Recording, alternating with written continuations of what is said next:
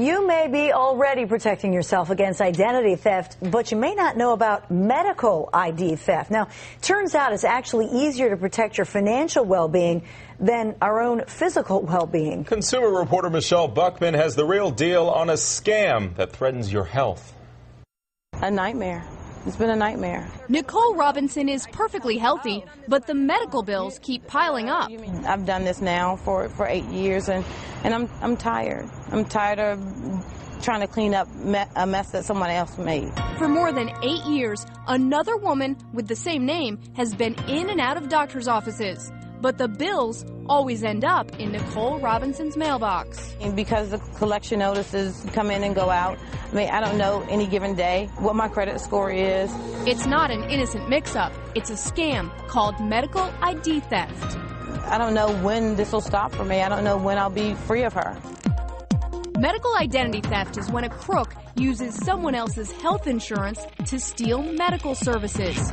Thieves use insurance card information the way they'd use credit card info.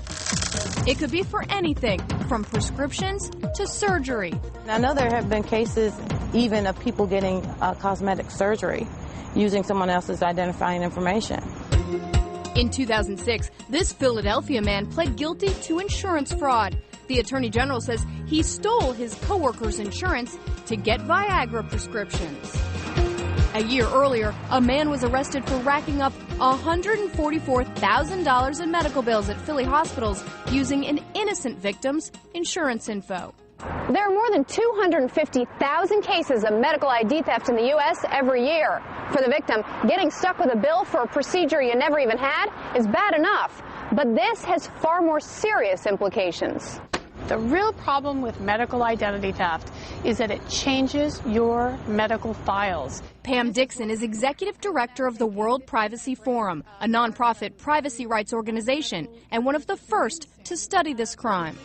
If your medical file doesn't accurately reflect you, you can get improper treatment that can hurt you, even kill you. If a thief's medical history gets mixed up with yours and you don't know it, you could end up in the ER and be given the wrong type of blood, for example, or refused medication because your file says you're allergic. We can call in and get our credit card number changed. We can't call in and get our heart condition, our lung condition, etc. changed. But if someone has changed them for us, it can really be a problem. But federal health privacy laws, known as HIPAA, can make correcting your corrupted medical records very difficult. As a patient, I appreciate the HIPAA laws, but as an identity theft victim, I think it could certainly be an obstacle towards clearing your name. Each time Nicole Robinson calls a doctor's office to dispute a bill, she hits a brick wall.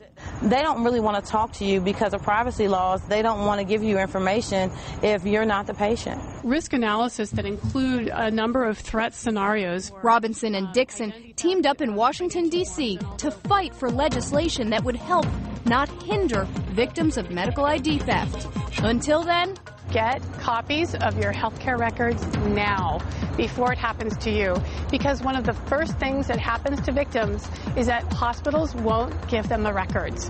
You have to be diligent. You have to check your credit reports frequently to make sure that nobody has stolen your identity. No one will fight for your identity except you.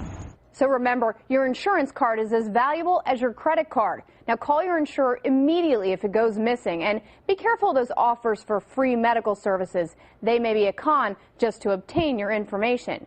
We have more tips on how to protect yourself from medical ID fraud and what you should do if you think you're a victim. It's all on myfoxphilly.com. Just search the words medical ID theft. I'm Michelle Buckman, and that's The Real Deal.